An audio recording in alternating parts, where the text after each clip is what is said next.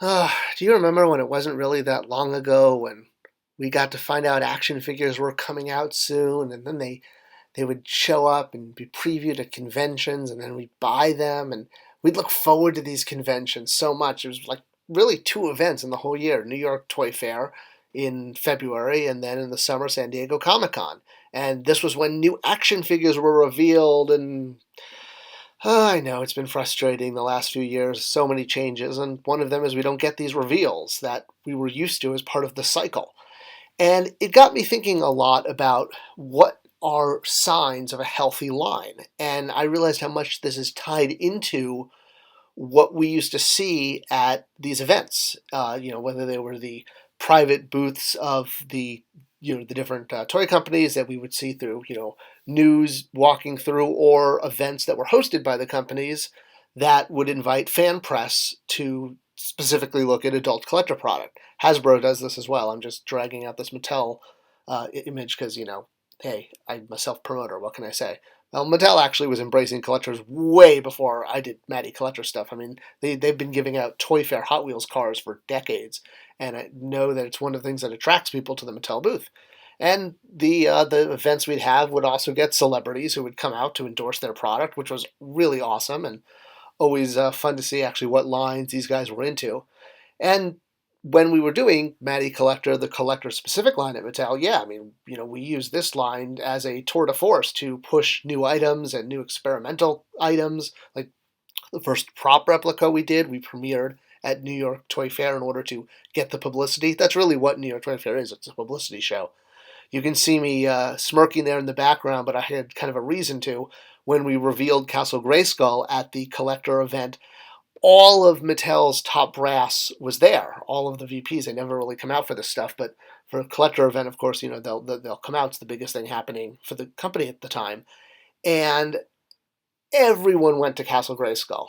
And over every other line the company had, Barbie, Hot Wheels, DC, WWE. I don't even remember what else was out there, but some pretty big names. And every single fan site that came in just whooshed right over to Castle Grayskull. The reason I was smiling like that is because this was like the moment I knew that this worked. And like all the VPs got to see it. They got to see that doing something like this was worth it because, look at all the positive press you get.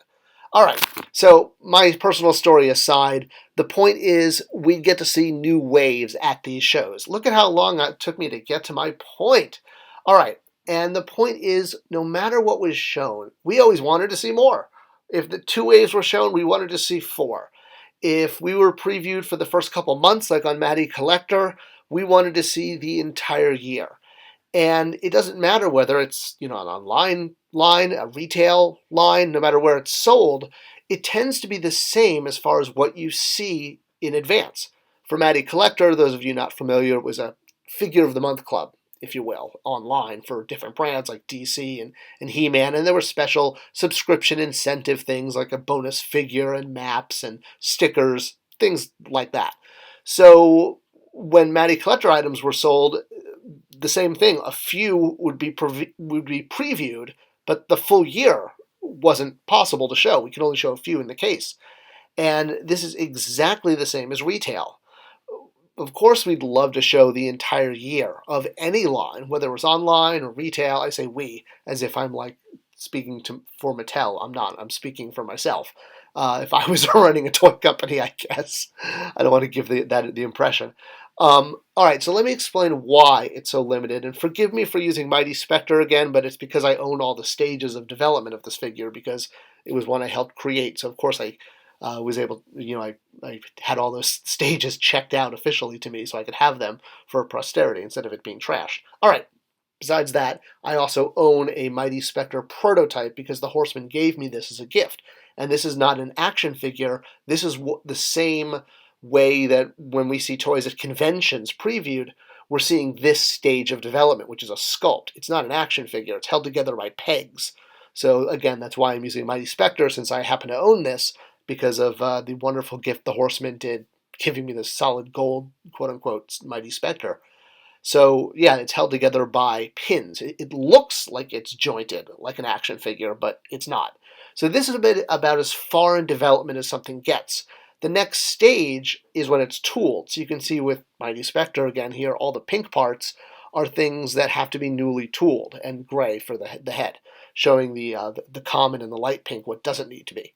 So whether it's a check from a major retailer or hitting the minimum number of subscribers for an online item, that includes what Super 7 is doing and HasLab, all of that in this model, we're usually always seeing two things, two waves ahead. And it's essentially because that break between going from sculpture to tool, that takes the commitment. And that's why that's a good sign of a healthy line. So if you want to know what's on the horizon, what's coming up, you basically want to look at a toy line and be able to see two things.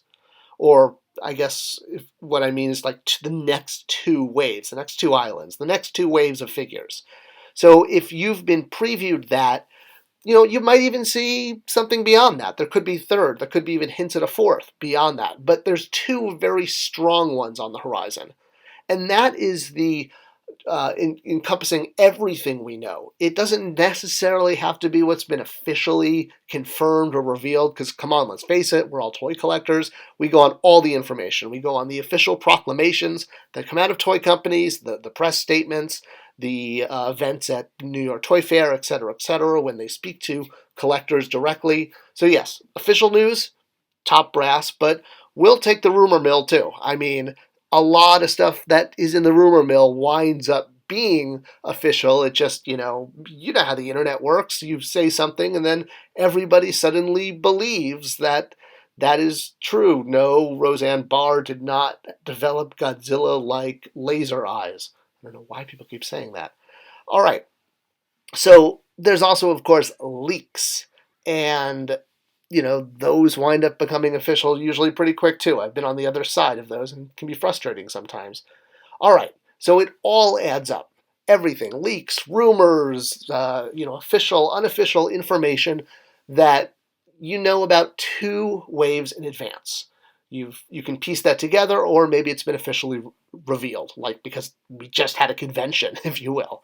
So it's currently now January of 2022 when I'm recording this, and it'll air before the month is up, I think. I got a little behind with the holidays. I usually work a month ahead. What can I say? All right, so looking at where we are right now in time and space, thank you, Dr. Brown, we can look at what lines we've seen two waves of. Like a good example is Marvel Legends. So right now, January 2021, we've seen that Doctor Strange and this X-Men wave. The Doctor Strange one is up for sale already. The X-Men, we know all the figures and the Build-A-Figure and yada yada. It just hasn't gone up for pre-order. So there you go, two waves ahead. And I'm sure there's other stuff. And this isn't just with action figures. This is all toy brands. This is wheels, this is dolls, etc., because you have commitments about 5 months ahead. And after that, you have to basically, unless you're locked into an annual thing, a retailer is going to look at a line and say, well, it's not hitting our velocity sales requirements, the number of units sold per peg, per month, per week, etc., however it's measured. And yeah, those items are usually, well, they're removed because they want to make room for an item that will sell better. And removing an item, the quickest thing is to put it on sale and then put it on clearance and then super clearance, and hopefully even the holidays help eliminate stock.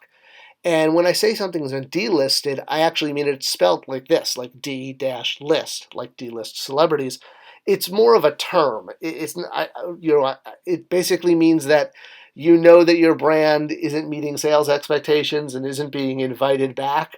So you've still got to kind of wave and say that it's awesome, but you may, seeing holiday results, know that the orders are not coming in, so funding stops for tooling, and figures that were in development are halted, which is why two waves ahead means you've got healthy orders up ahead. Easy. Everywhere I look, something reminds me of her. Maybe it's just that cops and women don't mix. I hope this video clarified And if you like the information, share it. That's the best way you can support the channels, by reposting it for others. And of course, subscriptions and likes and all that also helps tell YouTube to continue the algorithm and share with more people. That's what it's all about. Thanks for watching.